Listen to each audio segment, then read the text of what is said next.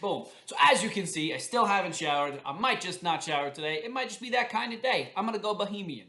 But today's lesson is about unit rates. Now, unit rates, simply put, it's the rate per one unit. So the amount per one thing. So yesterday you had to do ratios with flour. So if you had I think it was 6 red flowers in 16 total. 16 divided by 6 would give you the unit rate per one flour. So let's talk. I have 2 dogs. So I have 2 dogs for one house. Okay? So I have 2 dogs per one house. That's my base unit rate. 2 dogs per house. But my neighbor, he's got no dogs.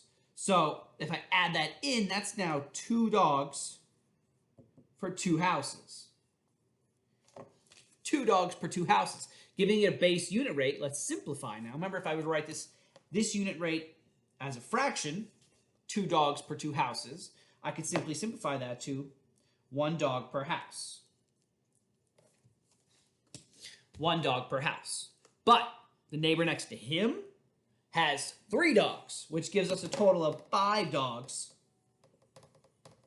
for 1, 2, 3 houses. 5 dogs per 3 houses. So let's write that as a fraction so that I have the ability to simplify it using my calculator. Come on. Okay, so I'm going to write it as a fraction.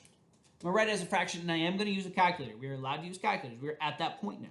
So 5 over 3. I'm going to reduce that down to the point where it is actually 1.66 repeating over 1. 1.66 repeating, or 1 2/3. So for every house, there is 1 2/3 dogs. I mean, you technically can't have 2/3 dogs, but still. 1 2/3 dogs per house, even though the one house has no dogs. I've got 2. The other guy's got 3. So that's the unit rate per house.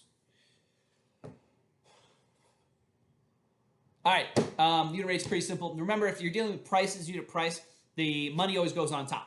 That's the only difference here, but I think all the problems you have are just unit rate, not unit price. But if you do deal with unit price, money on top.